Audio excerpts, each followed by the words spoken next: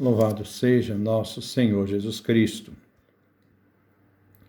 Nós vamos fazer a leitura da primeira carta de São Paulo a Timóteo, nosso sexto encontro. A primeira carta a Timóteo, capítulo 5, versículo 25. Primeiro vamos ouvir o texto. Trata do tema respeito e solidariedade.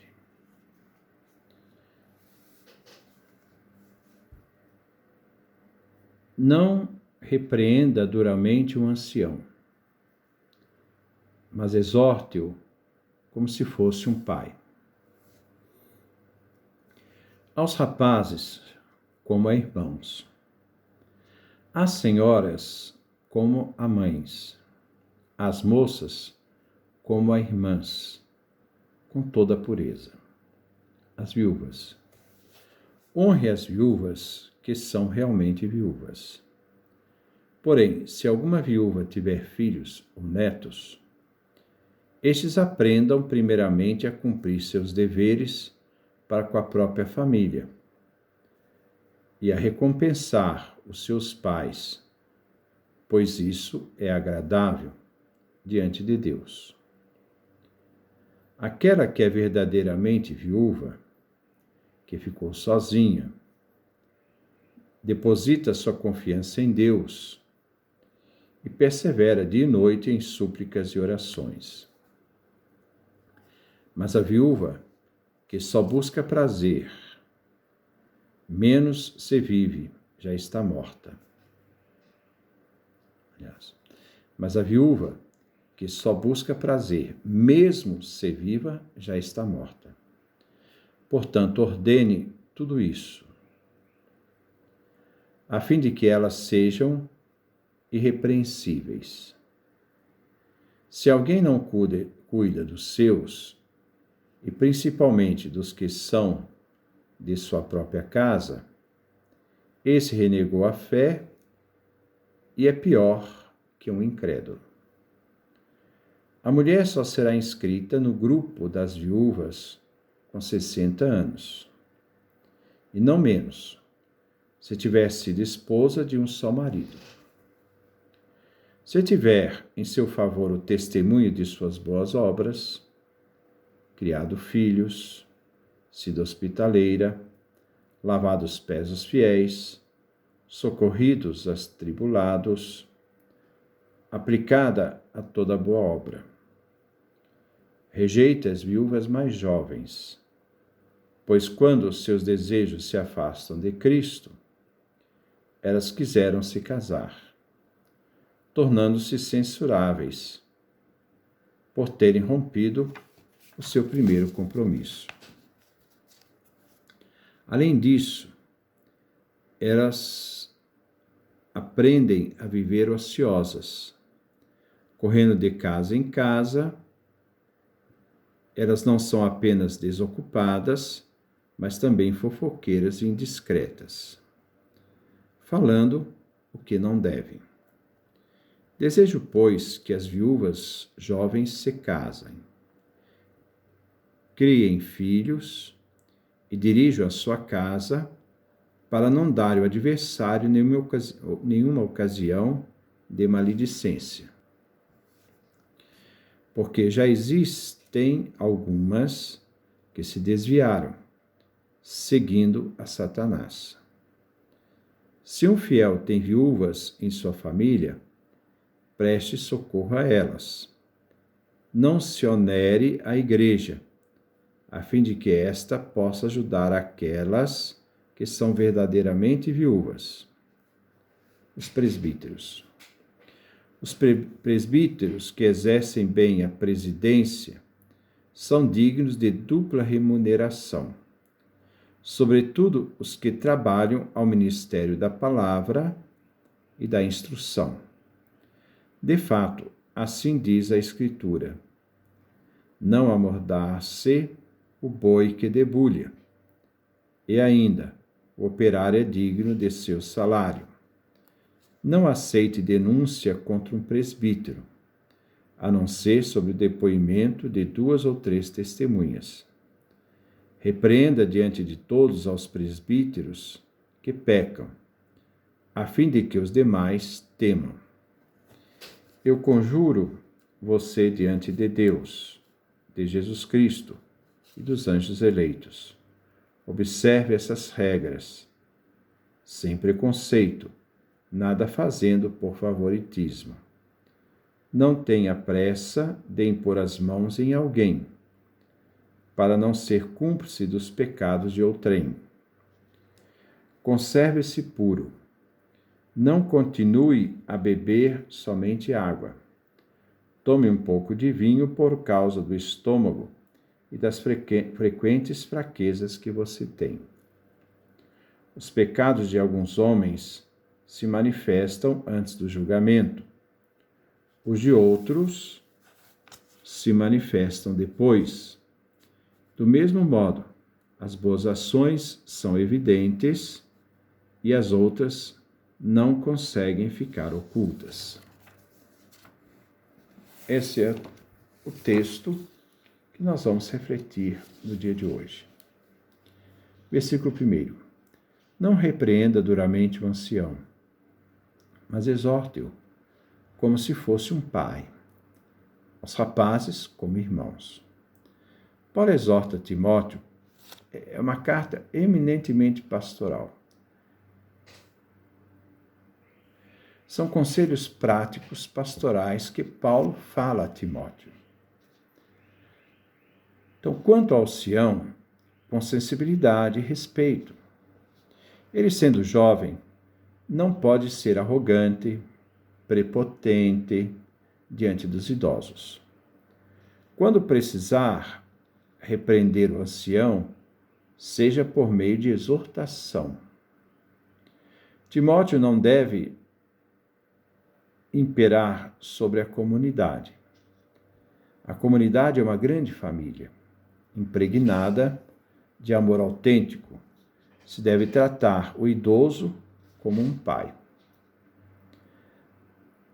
Aos jovens, Timóteo, no exercício do ministério, deve ser como irmão, não uma autoridade altiva, mas alguém que se interessa por eles e os trate como irmãos. Versículo 2. Às senhoras como a mães, às moças como irmãs, com toda a pureza. O tratamento respeitoso e digno com as senhoras como mães, que merecem toda a atenção. E as moças tratá-las como se fossem irmãs, mas com pureza, com reserva, reverente disciplina. As viúvas. Vamos ver os versículos 3 e 4 juntos. Honre as viúvas que são realmente viúvas. Porém, se alguma viúva tiver filhos e netos, estes aprendam primeiramente a cumprir seus deveres com a própria família e a recompensar os seus pais, pois isso é agradável a Deus. Cabia à comunidade cuidar das viúvas na assistência social. Elas eram inscritas no rol das comunidades e eram respeitadas e assistidas. Mas existem viúvas que não podem ficar dependendo da comunidade. Aquelas que têm filhos e netos, que devem amparar a viuvez da mãe. Cabe aos filhos e netos ampararem a viúva, pois eles têm um dever para com a família e a manutenção deles, dos idosos, reconhecendo e recompensando os pais por tudo que fizeram por eles. Cuidar dos avós e mães é uma realidade agradável a Deus. Versículo 5. Aquela que é verdadeiramente viúva, que ficou sozinha, deposita sua confiança em Deus e persevera dia e noite em súplicas e orações.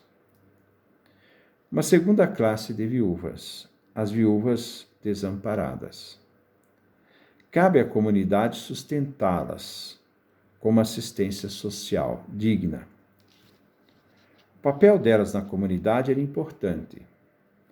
Eram instituídas viúvas, e essas deveriam viver a viuvez confiando em Deus e perseverando em súplicas e orações, em favor da comunidade, em favor delas mesmas. Versículo 6. Mas a viúva que só busca prazer, mesmo se vive, já está morta. As viúvas que têm uma melhor condição não devem buscar o luxo,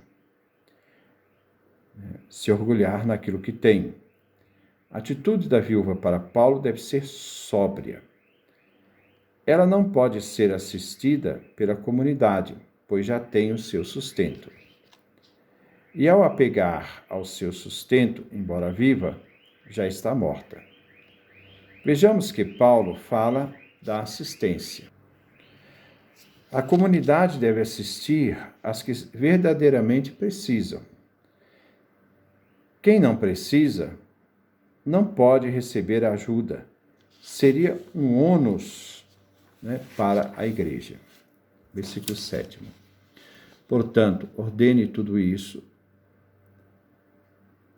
a fim de que elas sejam irrepreensíveis. Cabe a Timóteo colocar essas coisas no lugar, e que as viúvas, na vivência da viuvez, sejam irrepreensíveis. Versículo 8. Se alguém não cuida dos seus, e principalmente dos que são de sua própria casa, esse renegou a fé e é pior que um incrédulo. Cabe à família cuidar das viúvas e dos idosos. Cuidar daqueles de sua casa é uma obrigação moral.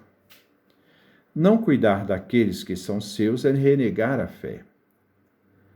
O incrédulo não abandonaria os de sua casa. Pode um cristão abandonar sua própria casa e não cuidar dos seus? Não. A resposta é: não pode. Versículo 9. A mulher só será inscrita no grupo das viúvas com 60 anos, e não menos, se tiver sido esposa de um só marido. Para ser assistida, a mulher só será inscrita no rol das viúvas com 60 anos. Ela não tem forças para trabalhar pelo seu sustento e precisa ser assistida. Mas há uma condição: terá que ser casada uma única vez. Para o cristianismo, se poderia casar uma segunda vez. Mas existe o pensamento que o casamento deveria ser um só. Se a viúva fosse casada uma segunda vez, perderia o direito de ser assistida. Versículo 10. Porque vai ter alguém que vai tomar conta dela, então não precisa ser assistida pela comunidade. Versículo 10. Se tiver em seu favor o testemunho de suas obras, criado filhos, sido hospitaleira, lavado os pés dos fiéis, socorrido os atribulados, aplicada toda boa obra. A viúva, para ser inscrita, deverá de exercitar, como testemunho para si, as obras do amor. Primeira, educar filhos. Não se sabe se seus ou dos órfãos. Segundo, ser hospitaleira, acolhedora. Terceiro, lavar os pés dos santos. É uma disposição para todo o serviço que exige doação de si mesma, como cuidar dos enfermos, zelar pelo bem-estar e assistência aos enfermos, de modo especial às mulheres e órfãos. Quarto, socorro dos infelizes e prática de toda boa obra. Quinto, a viúva não podia casar uma segunda vez, pois, ao ser inscrita, ela se torna esposa de Cristo. O exemplo de vida dá condições para que a mulher possa se tornar esposa de Cristo na viuvez. Versículo 11. Rejeite as viúvas mais jovens, pois quando seus desejos se afastam de Cristo, elas querem se casar. Existe exceção. As viúvas que queiram se casar devem se casar e não podem ser ajudadas pela assistência social da comunidade. Versículo 12. Tornando-se censuráveis por terem rompido o seu primeiro compromisso. A mulher viúva, que faz o voto de se tornar esposa de Cristo, não deve desejar outro amor. Elas haviam feito o compromisso de viver no rol das viúvas e não podem romper com a palavra dada. Se romper com a palavra dada, ela então vem censurada. Versículo 13. Além disso, aprendem a viver ociosas, correndo de casa em casa. Elas não são apenas desocupadas, mas também fofoqueiras e indiscretas, falando o que não deve. As mulheres viúvas ocupam um cargo importante e deveriam ser discretas no exercício do ministério da viuvez, do rol das viúvas. Por lidar com muitas pessoas, seja nas visitas domiciliares, na visita dos enfermos, dos idosos, e dar-lhes assistência, podem levá-las à ociosidade e falar demais, gerando então intrigas na comunidade. Assim, é melhor afastar as viúvas jovens, mas saber que o ofício requer muita prudência. Sabemos não somente que as mulheres, mas também para os homens, a ociosidade é a oficina do diabo. Versículo 14. Desejo, pois, que as viúvas jovens se casem, criem filhos, dirijam a sua casa, para não darem ao adversário nenhuma ocasião de maledicência. É ocupar a vida delas para que elas tenham o que fazer. Paulo está exortando Timóteo como fazer com as viúvas e ajudá-las. A viúva jovem deve se casar e ocupar-se da família, pois ocupada não tem tempo para outras coisas. Versículo 15. Porque já existem algumas que se desviaram seguindo Satanás. De novo. Porque já existem algumas que se desviaram seguindo Satanás. Paulo é duro. Ele sabe que tem algumas questões disciplinares que Timóteo deve ter atenção e agir. Versículo 16. Se um fiel tem viúvas em sua família, preste socorro a elas, e não se onere a igreja, a fim de que esta possa ajudar aquelas que são verdadeiramente viúvas. Cabe àqueles que têm viúvas em casa cuidar delas, recorrendo em suas necessidades. Essas viúvas não devem ser um peso para a assistência social da igreja, visto que elas têm quem as ampare. Cabe à igreja cuidar das viúvas desamparadas, idosos e doentes, que não têm recurso. É uma obra de caridade bíblica, amparar as viúvas e os órfãos. Os presbíteros. Os presbíteros que exercem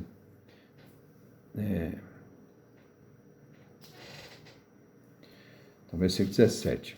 Os presbíteros que exercem bem a presidência são dignos de dupla remuneração, sobretudo os que trabalham no ministério da palavra e da instrução.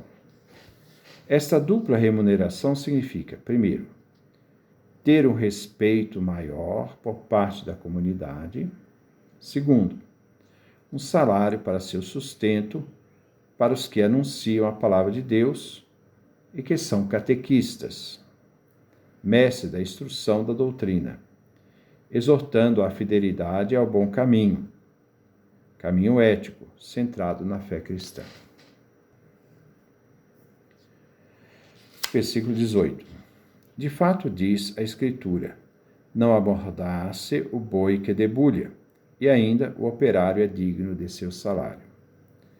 A obrigação de sustentar aqueles que exercem o ministério da palavra e instrução, Paulo usa então uma metáfora, para a necessidade de sustentá-los.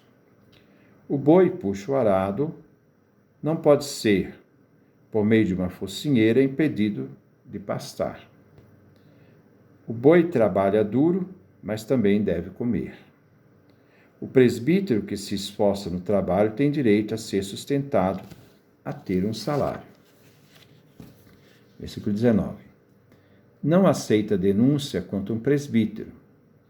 Não aceite denúncia contra um presbítero, a não ser sobre o depoimento de 2 ou 3 testemunhas.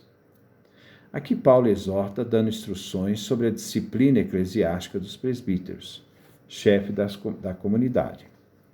Só se aceita uma acusação mediante 2 ou 3 testemunhas. Se o presbítero errou, ele deve ser repreendido duramente em público. A disciplina é educativa, não punitiva, e deve levar os outros presbíteros a não cometer a mesma coisa. Versículo 20. Repreenda diante de todos os presbíteros que pecam, a fim de que os demais temam. A repreensão é pública. Tem sentido educativo, como falamos no versículo 19. Os outros devem aprender a não cometer os erros,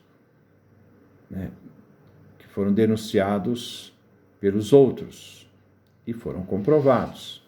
2 ou 3 testemunhas. Versículo 21. Eu conjuro você diante de Deus, de Jesus Cristo e dos anjos eleitos. Observe essas regras sem preconceito, nada fazendo por favoritismo. Paulo continua exortando a Timóteo de como agir na questão disciplinar dos presbíteros. Eles não devem favorecer ninguém. Timóteo não deve favorecer ninguém. Errou, deve ser corrigido. Essas regras dizem ser obedecidas, então essas regras devem ser obedecidas totalmente e sem preconceitos. Timóteo deve obedecer o que Paulo exorta. Paulo chama como testemunha Deus Pai, Jesus Cristo e a comunidade, os anjos eleitos, isto é, a corte celeste do juízo final. Timóteo deve agir na verdade, sem encobrir o erro. Versículo 22. Não tenha pressa de impor as mãos em alguém, para não ser cúmplice dos pecados de outrem. Timóteo não deve ter pressa em ordenar um presbítero. Ordenar alguém indigno e apressadamente fará de Timóteo cúmplice do pecado do outro. O candidato deve ser testado pelo tempo. Versículo 23. Não continue a beber somente água. Tome um pouco de vinho, por causa do estômago e das frequentes fraquezas que você tem. Paulo aconselha Timóteo sobre a sua saúde. É um pastor, que preocupa com toda a comunidade e também com o bispo da comunidade, Timóteo. Tome um pouco de vinho, por causa do estômago e das frequentes fraquezas que você tem. Paulo aconselha Timóteo sobre a sua saúde. Ele deve se cuidar da sua saúde, não sendo muito exigente na penitência, e deve tomar um pouco de vinho. Um pouco, Versículo 24. Os pecados de alguns homens se manifestam antes do julgamento, os de outros se manifestam depois. Aqui se trata do cuidado na escolha dos presbíteros, que serão ordenados. Tem gente que simula e seus pecados serão conhecidos depois do julgamento. Outros não dissimulam e seus erros são conhecidos antes. Versículo 25.